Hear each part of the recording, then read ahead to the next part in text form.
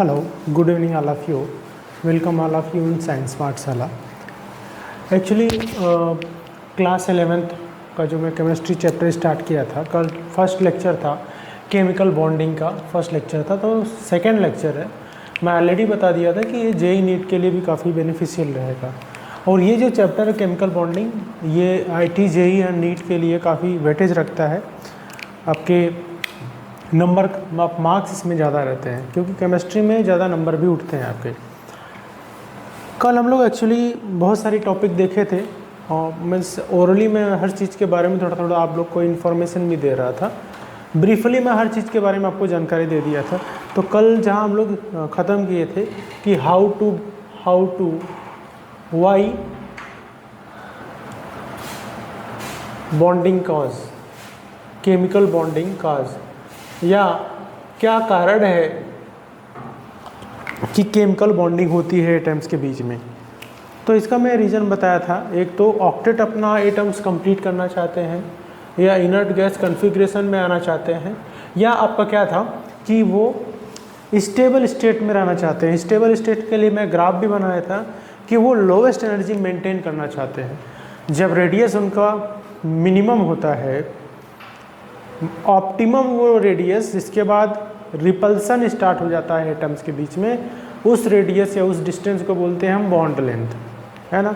ये सब चीज़ें बताया था। और मैं बताया था कि जब ग्राफ के थ्रू ही मैं बताया था कि जब आपका लाइक रेडियस बहुत ज़्यादा होता है, पोटेंशियल एनर्जी तब ज़्यादा रहती है। जैसे जैसे रेडियस कम होता जाता है वैसे वैसे पोटेंशियल एनर्जी डाउन होती जाती है। और एक ऐसा पॉइंट आता है जहाँ पे पोटेंशियल एनर्जी बहुत ज़्यादा कम हो जाती है, और उस स्टेट में जाके आपका जो आपका एटम है जब एक दूसरे को बॉन्ड बनाते हैं एक से साथ, तो वहाँ पे जाके वो स्टेबल हो जाते हैं। तो यहाँ तक बात ख़त्म हो गई। तो आगे हम पढ़ते हैं आपके कोर्स में क्या है, आयनिक बॉन्ड है। आयनिक बॉन्ड में हम देखो एक बार हम समझ लेते हैं कि हमें पढ़ना क्या क्या है। आयनिक बॉन्ड में हम देखेंगे formation of lattice energy, formation of, देखो ये जो केमिकल बॉन्डिंग का चैप्टर है ये आपके पूरे केमिस्ट्री में बहुत जगह यूज़ होगा, है ना। तो आयनिक बॉन्ड में आप जब आप लोग पढ़ेंगे ना, एक्चुअल में मॉलिक्यूल्स के बीच में भी मॉलिक्यूल्स के भी ऑर्बिटल होते हैं एमओटी में, बाकी बहुत सारी चीज़ें, बहुत जगह इसका यूज़ है। जैसे थर्मोडायनेमिक्स में वहाँ पे भी इसका यूज कहाँ कहाँ होगा मैं बताऊँगा। आयनिक बॉन्ड है, आयनिक बॉन्ड में हम लोग पढ़ेंगे formation of lattice energy. Ionic bond जब आएगा तो उसमें किस तरह से लैटिस एनर्जी फॉर्म होती है। एक्चुअल में लैटिस एनर्जी होती क्या है, मैं एक बार ओरली आपको बता देता हूँ कि एनर्जी रिलीज्ड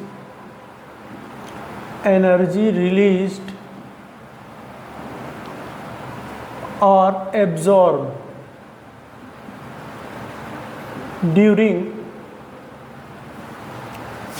एक्सेप्टिंग इलेक्ट्रॉन और donating.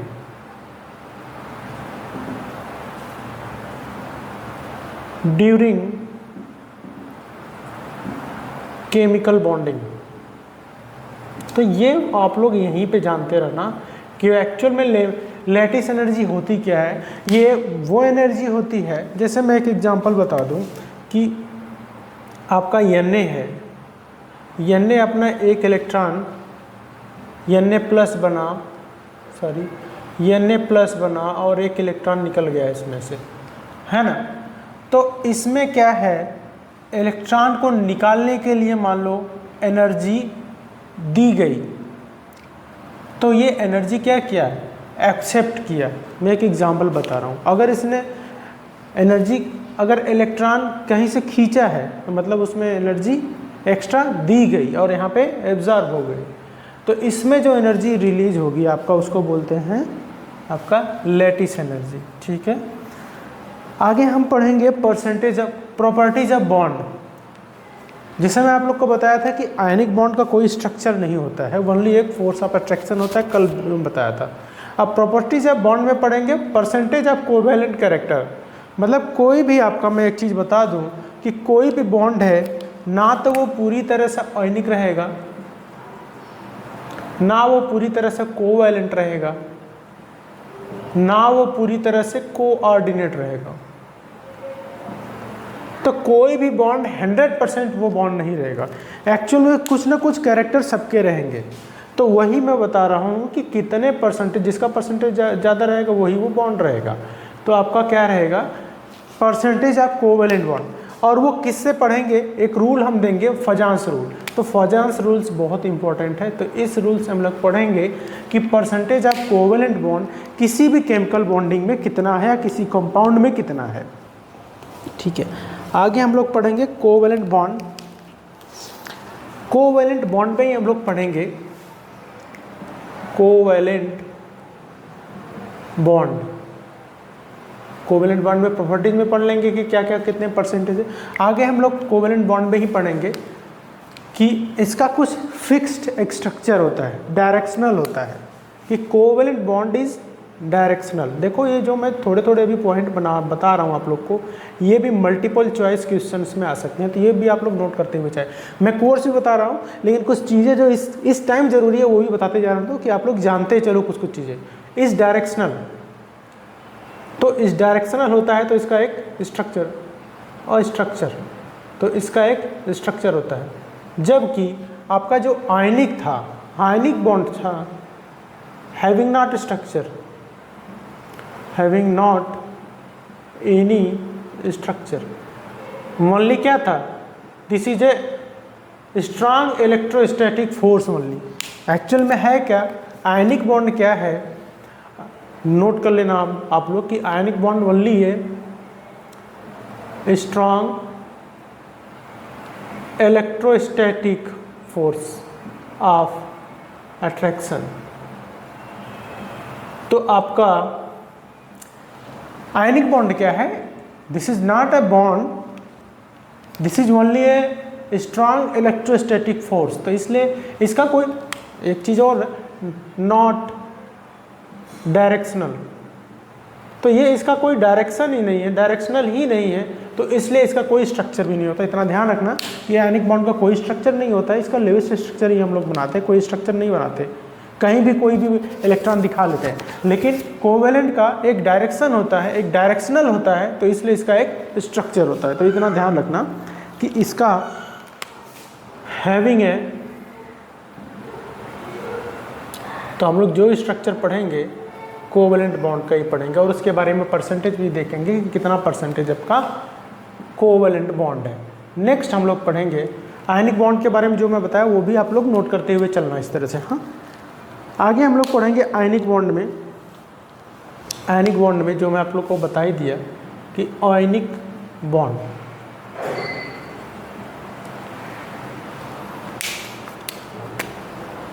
Having not fix direction होगा क्या, नो स्ट्रक्चर, हैविंग नॉट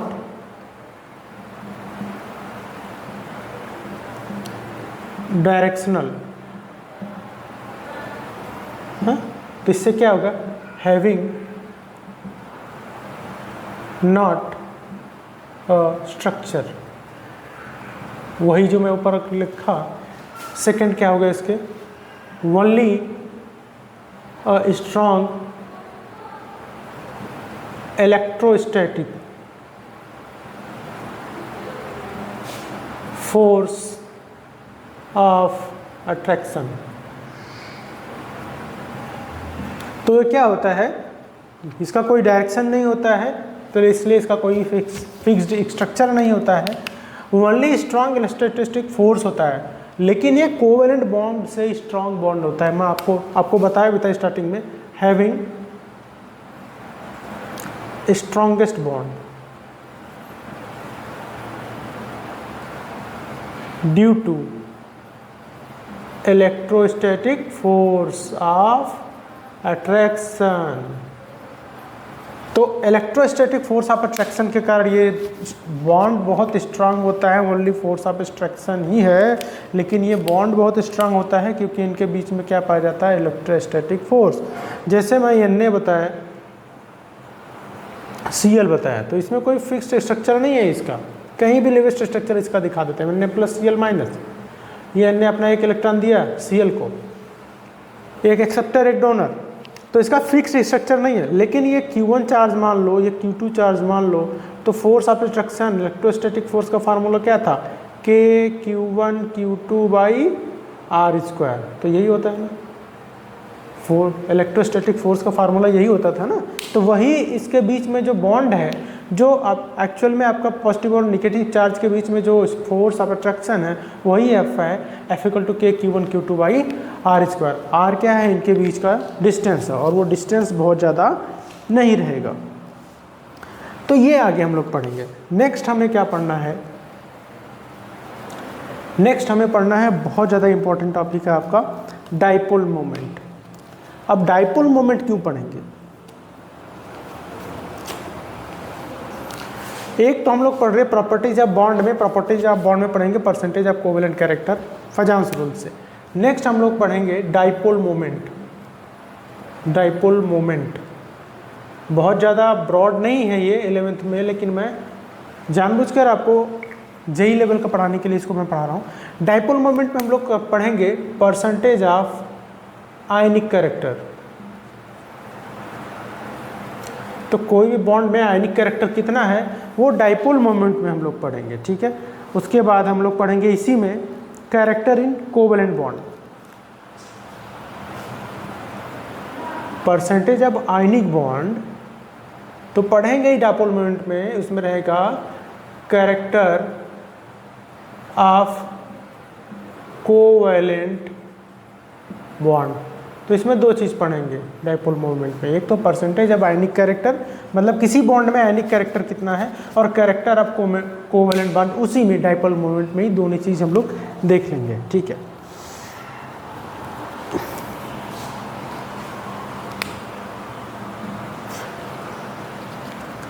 तो प्रॉपर्टीज ऑफ बॉन्ड में फजांस रूल हम देखें कि उसमें percentage of ionic covalent character कितना है, और डाइपोल मोमेंट में हम लोग देखेंगे कि किसी भी कोवेलेंट बॉन्ड में कितना कैरेक्टर है आयनिक बॉन्ड का, मतलब कितना आयनिक परसेंटेज है एक कोवेलेंट बॉन्ड में, वो हम लोग डाइपोल मोमेंट में पढ़ेंगे, ठीक है। नेक्स्ट रहेगा बहुत ज़्यादा इंपॉर्टेंट थियरी रहेगा आपका थियरी ऑफ कोवेलेंट बॉन्ड में। ये तो देखो सब चीज़ क्या है, किसके बारे में चल रहा है, कोवेलेंट के बारे में, ठीक है। Theories of covalent bond. Next ये आप लोग नोट करते हुए चलना, theories of covalent bond. Theories of covalent bond में क्या पढ़ेंगे कि हाउ टू इलेक्ट्रॉन्स शेयरिंग और फॉर्मिंग, मतलब इसमें पढ़ेंगे हाउ टू इलेक्ट्रॉन्स शेयरिंग और क्रिएटिंग बॉन्ड, मतलब कैसे इलेक्ट्रॉन एक दूसरे को, मतलब एक दूसरे से अपना शेयरिंग करते हैं, और क्रिएटिंग बॉन्ड, कैसे बॉन्ड क्रिएट होता है, ये किसमें पढ़ेंगे आप, आपके कोवेलेंट बॉन्ड थियरी में। तो हाउ टू इलेक्ट्रॉन शेयरिंग, किस तरह से इलेक्ट्रॉन एक दूसरे को मतलब इलेक्ट्रॉन शेयर एक दूसरे को एटम करते हैं, और किस तरह से बॉन्ड बनता है, ये हम लोग पढ़ेंगे थियरी ऑफ कोवेलेंट स्ट्रक्चर में।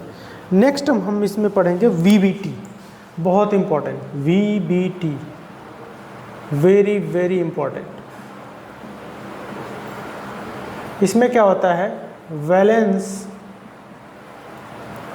Bond theory. अब मैं बताऊंगा कि किस तरह से वैलेंस बॉन्ड थियरी होती है। इसमें कई टाइप के बॉन्ड होते हैं, हमें वो पढ़ना रहेगा। जैसे आपका होता है sigma bond, pi bond, sigma bond pi bond होता है, single bond, double bond, single bond, double bond.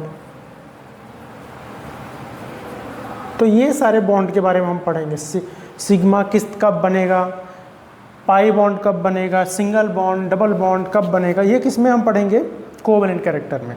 और VBT जो है वैलेंस बॉन्ड थियरी, ये बहुत इंपॉर्टेंट है कि इलेक्ट्रॉन ऐसा नहीं है कि इलेक्ट्रॉन्स क्या करते हैं, पहले सारे ऑर्बिटल को एक जैसे करते हैं तब जाके बॉन्ड बनाते हैं। वो इसमें देखेंगे कि वैलेंस बॉन्ड थियरी एक्चुअली में होती क्या है।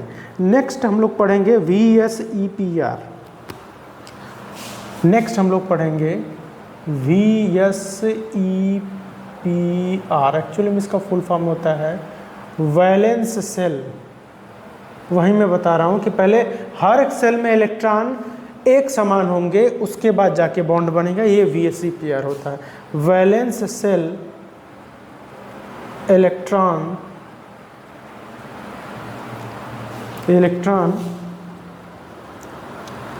Valence shell electron pair repulsion theory, pair repulsion theory.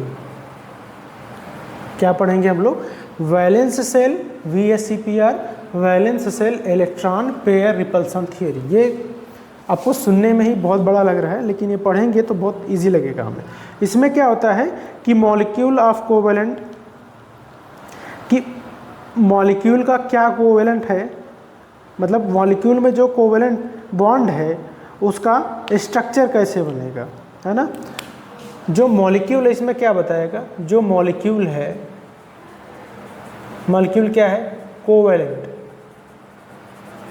Covalent bond जो है, मॉलिक्यूल में जो कोवेलेंट बॉन्ड है या जो मॉलिक्यूल है उसका स्ट्रक्चर क्या है, स्ट्रक्चर और शेप बताएगा। कोई भी मॉलिक्यूल है जिसके अंदर कोवेलेंट बॉन्ड है, कोई मॉलिक्यूल है जिसके अंदर कोवेलेंट बॉन्ड है, उसका शेप या स्ट्रक्चर क्या होगा वो बताएगा VSEPR थियरी।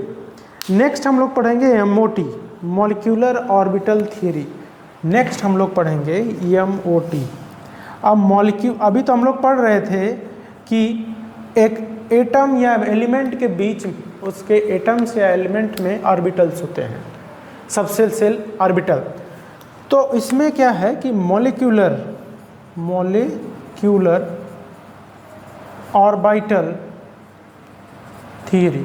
तो अब हम लोग ये भी पढ़ेंगे कि कोई मॉलिक्यूल्स है उसमें भी ऑर्बिटल्स होते हैं, उसमें इलेक्ट्रॉन का डिस्ट्रीब्यूशन होता है, फिर बॉन्ड बनता है। तो ये दो चीज़ें, थ्योरी ऑफ कोवेलेंट बॉन्ड में VBT, VSEPR and MOT is very very important. तो ये आपका आगे क्या रहेगा, ये पूरा आपका सिलेबस रहेगा, ये पूरा सिलेबस है। तो यही ख़त्म नहीं हुआ, आपका 10th तक यही सफिशिएंट है। लेकिन अभी आगे क्या, हमें एक लेवल को अचीव करना है जिससे कि आप लोग क्या है आगे कुछ चीज़ें देख सके। और नेक्स्ट सबसे ज़्यादा लास्ट जो और इम्पॉर्टेंट टॉपिक भी है, नेक्स्ट जो है इसमें हाइब्रिडाइजेशन। हाइब्रिडाइजेशन क्या, हाइब्रिडाइजेशन दो मॉलिक्यूल के बीच में, ये भी बहुत अच्छा टॉपिक है और ये भी VVMP लिख लो, बहुत इंपॉर्टेंट है। 3 टॉपिक जो है इंपॉर्टेंट तो सब है, इंपॉर्टेंट देख के पढ़ेंगे तो आपको नॉलेज नहीं मिलेगा, पास होने के लिए पढ़ना है तो अलग बात है। तो हाइब्रिडाइजेशन क्या है, इसमें जैसे sp है कि sp2 है कि sp3 है कि sp3d है, sp3d2 है। तो इस तरह के हाइब्रिडाइजेशन कुछ आएंगे और वो किस तरह से रहेंगे, डबल बॉन्ड, सिंगल बॉन्ड, आपका ट्रिपल बॉन्ड है, सिग्मा बॉन्ड है, पाई बॉन्ड में, उसमें अलग अलग हाइब्रिडाइजेशन होता है। तो पहले हम लोग ये पढ़ेंगे, लास्ट में आपका हाइब्रिडाइजेशन आएगा। हाइब्रिडाइजेशन बीच बीच में भी मैं आप लोग को बताता रहूँगा किस तरह से होता है ना। तो अभी आगे चलते हैं, हम लोग आयनिक बॉन्ड के बारे में कुछ पढ़ते हैं।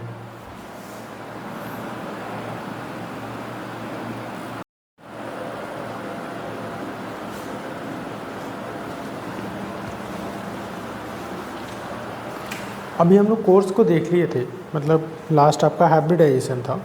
अभी हम लोग देखते हैं आयनिक बॉन्ड। आयनिक बॉन्ड, अब देखो ये आयनिक बॉन्ड का फॉर्मेशन किस तरह से होता है। सिंपली मैं आप लोग को बताया था कि आयनिक बॉन्ड जो होता है मेटल एंड नॉन मेटल के बीच में होता है, लेकिन ये डिफिनीशन हमेशा सही नहीं है।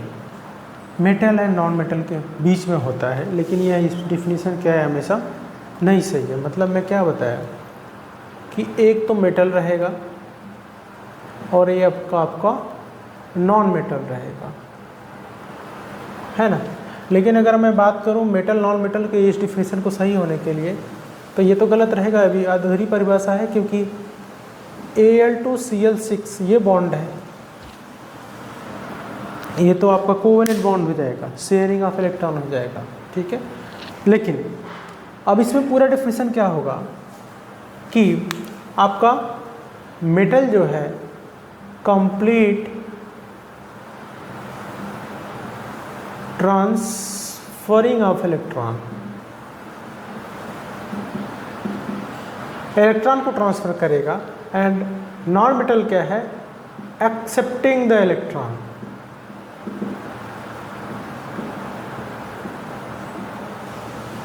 सिंपल सी भाषा होगा कि क्या करेगा, जो मेटल है वो सिंपली क्या करेगा, लूज हिज इलेक्ट्रॉन। मेटल क्या करेगा, अपने इलेक्ट्रॉन को क्या करेगा, लूज करेगा। और नॉन मेटल क्या करेगा, non metal simply accept the electron. और ये करेंगे क्यों, ये लूज कर रहा है, ये आपका एक्सेप्ट कर रहा है, इसका रीज़न क्या है?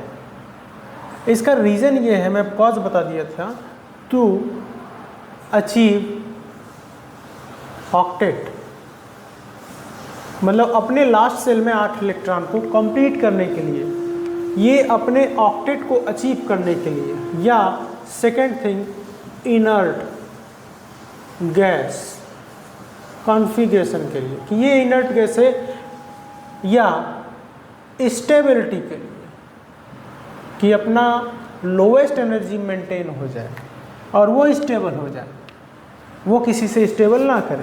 तो मतलब क्या है, जैसे मैं आपको एक एग्जांपल बताया था NaCl के बारे में, है ना। NaCl के बारे में मैं बताया था, Na था और Cl था, है ना, ये आसपास है। Na का अगर देखें तो इसका एटॉमिक नंबर 11 होता है, इसका 17 होता है ना। तो 281 इसका इलेक्ट्रॉनिक कॉन्फ़िगरेशन होगा, इसका क्या होगा 287। अब क्या होगा कि अपने ऑक्टेट को कंप्लीट कर ले, कि इसके लास्ट सेल में 1 इलेक्ट्रॉन होना चाहिए। कितने इलेक्ट्रॉन होना चाहिए, 8। तो Na क्या करेगा, 7 इलेक्ट्रॉन तो एक्सेप्ट नहीं करेगा, क्योंकि इसके लिए बहुत ज़्यादा एनर्जी की ज़रूरत होगी, इलेक्ट्रॉन एफिनिटी बहुत ज़्यादा, मतलब बहुत पॉसिबल नहीं होगा। लेकिन क्लोरीन के पास क्या है, 1 ही इलेक्ट्रॉन मिल जाए तो इसके लास्ट सेल में कितने, 8 इलेक्ट्रॉन हो जाएंगे। तो अब क्या करेगा, ये दोनों आसपास आए तो एक दूसरे से क्या करेंगे, अपना मेटल क्या करेगा, आपका सोडियम क्या है, this is metal, and chlorine क्या है, नॉन मेटल। तो मैं क्या बताया, आयनिक बॉन्ड में एक्चुअल में मेटल क्या करता है, इलेक्ट्रॉन डोनेट करता है, और आपका नॉन मेटल इलेक्ट्रॉन एक्सेप्ट करता है। नाउ क्या करेगा Na अपना एक इलेक्ट्रॉन डोनेट कर देगा, ये Na प्लस और इलेक्ट्रॉन इस तरह से। Cl क्या करेगा, Cl बनाएगा Cl माइनस, है ना, अपना 1 इलेक्ट्रॉन डोनेट कर देगा, मतलब 1 इलेक्ट्रॉन ये एक्सेप्ट कर लेगा। ये तो मैं आपको बता रहा था कि Na प्लस कैसे, Cl माइनस कैसे बनेगा, ठीक है। मतलब 1 इलेक्ट्रॉन ये एक्सेप्ट कर लेगा और क्या बनाएगा, Cl माइनस बनाएगा, इस तरह से। मतलब क्या किया,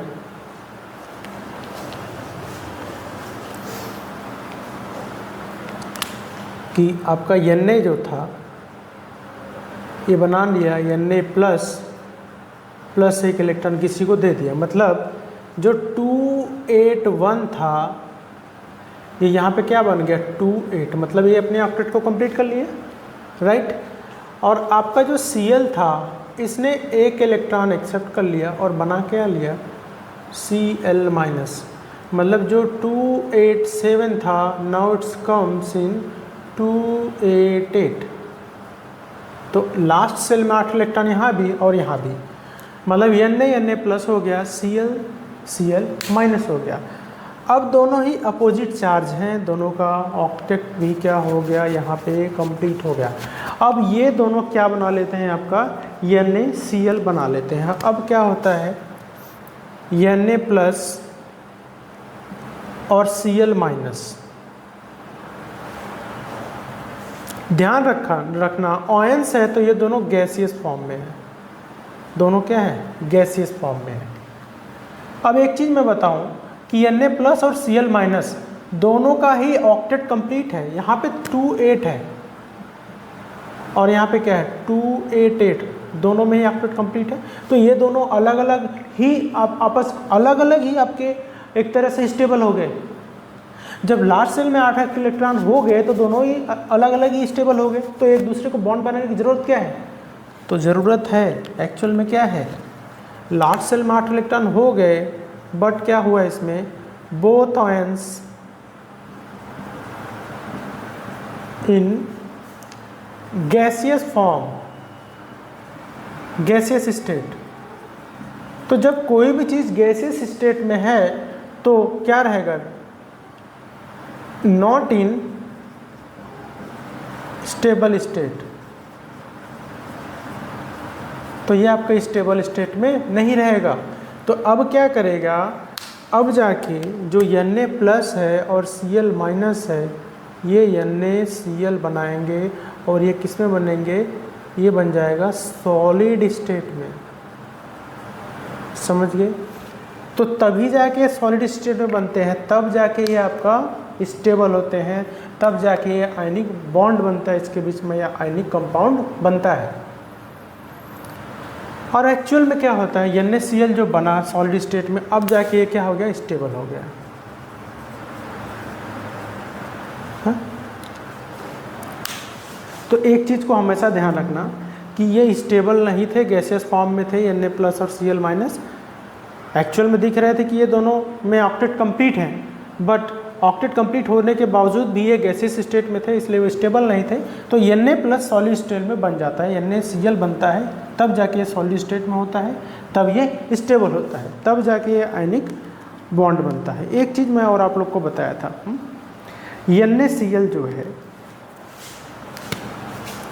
Na और ये Cl, ठीक है, ये जो बॉन्ड बनाते हैं, है ना, ये प्लस था और ये माइनस था, है ना। प्लस माइनस क्या करेंगे, एक दूसरे को अट्रैक्ट करेंगे, है ना। प्लस प्लस दोनों रहते तो क्या अट्रैक्ट करते, नहीं करते। प्लस माइनस होना ही चाहिए, चार्ज डिफरेंट हमें आप लोग को पढ़ाया था ना, Na-Nb, Ea-Eb, तो एक दूसरे को अट्रैक्ट करते हैं। तो ये क्या बनाते हैं, NaCl, मतलब ये इसका एक इलेक्ट्रॉन इसके पास चला जाता है। एक्चुअल में ये जो है ये Q1 और Q2 है, एक्चुअली ये बॉन्ड नहीं है, कोई बॉन्ड नहीं है, नॉट ए बॉन्ड। ये क्या है, एक्चुअल में ये क्या है, स्ट्रॉन्ग, ये बॉन्ड एक्चुअल में क्या है, strong electrostatic force of attraction, strong electrostatic force of attraction है ना। सिंपल सी चीज़ है ना, क्योंकि दो चार्ज के बीच में इसका।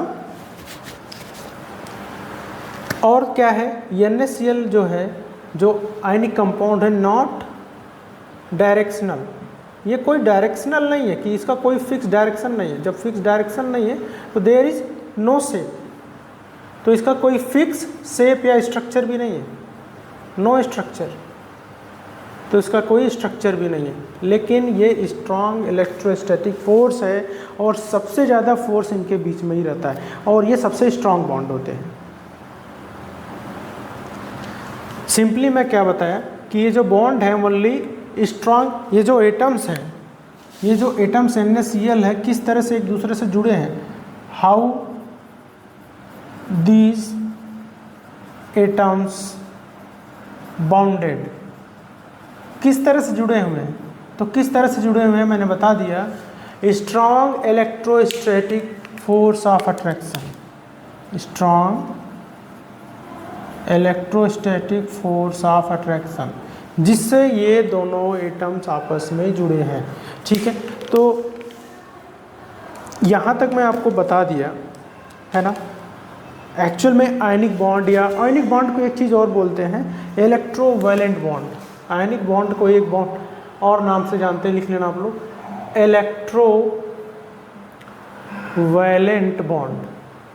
तो या इसको आयनिक बॉन्ड बोल लो या इलेक्ट्रोवैलेंट, मतलब इलेक्ट्रॉन के शेयरिंग से, इलेक्ट्रॉन दे के ये बॉन्ड बन रहा है। इलेक्ट्रोवैलेंट के नाम से भी जानते रहना, या आयनिक बॉन्ड भी उसको बोलते हैं, ध्यान रखना। मेटल और नॉन मेटल के बीच में होता है। मेटल एक कंप्लीट अपना इलेक्ट्रॉन लूज करता है और नॉन मेटल एक्सेप्ट करता है, या कंप्लीट ट्रांसफ़र करता है electron metal, non metal accept करता है। ध्यान रखना कि आयनिक बॉन्ड में एक ही एटम जो होगा इलेक्ट्रॉन को ट्रांसफ़र करेगा, दूसरा एक्सेप्ट करेगा। And non metal metal is compulsory. Metal किस तरह से बॉन्ड होता है, और आयनिक बॉन्ड में एक्चुअली में बताया कि एक्चुअल में ये बॉन्ड क्या होता है, किस तरह से ये मेटल और नॉन मेटल जुड़े होते हैं, हाउ दे एटम्स बाउंडेड। तो strong electrostatic force of attraction से जुड़े होते हैं, और इनका कोई डायरेक्शन नहीं होता है क्योंकि इनके बीच में कोई बॉन्ड ही एक तरह से नहीं होता है। तो वो एक तरह से कोई इनका फिक्स डायरेक्शन नहीं है, तो इस फिक्स डायरेक्शन नहीं है तो इनका ना तो शेप फिक्स है ना तो इसका स्ट्रक्चर फिक्स है। तो ये भी ध्यान रखना कि इसका ना तो शेप फिक्स है ना तो स्ट्रक्चर फिक्स है, क्योंकि इसका कोई डायरेक्शन नहीं है, डायरेक्शनल नहीं है। अब किस तरह से NaCl बना, गैसियस फॉर्म में बन गया था Na प्लस और Cl माइनस, लेकिन गैसियस फॉर्म स्टेट लाइक आपका आपके स्टेबल स्टेट में नहीं है, क्योंकि ये गैसियस फॉर्म में है, गैसियस स्टेट में है। तो ये NaCl बनता है, सॉलिड स्टेट में बन जाता है, तब जाके स्टेबल होता है। ठीक है, तो NaCl के बारे में हम लोग पढ़े, थोड़ा आयनिक बॉन्ड किस तरह से बनता है। नेक्स्ट जो रहेगा हम पढ़ेंगे उसमें लेविस स्ट्रक्चर, और लेविस स्ट्रक्चर हमारा बहुत ही ज़्यादा इंपॉर्टेंट टॉपिक है ना। तो लेविस स्ट्रक्चर नेक्स्ट क्लास में पढ़ेंगे, लेकिन आज तक जितना मैं पढ़ा है, दूसरा लेक्चर था ये, है ना। तो कुछ अगर डाउट हो प्लीज़, मैं इसलिए बोल रहा हूँ कि जितने भी IIT के बच्चे हैं या नीट के बच्चे हैं वो इसको देख सकते हैं, और आपको बिल्कुल भी डिफरेंट नहीं मिलेगा जो आज का लाइक आपको कोचिंग, बड़े बड़े कोचिंग में बहुत अमाउंट दे के आप पढ़ रहे हैं, लाइक सम अमाउंट में ही आप लोग सब चीज़ें स्टडी कर सकते हैं। तो आज के लिए इतना है। Thanks all of you.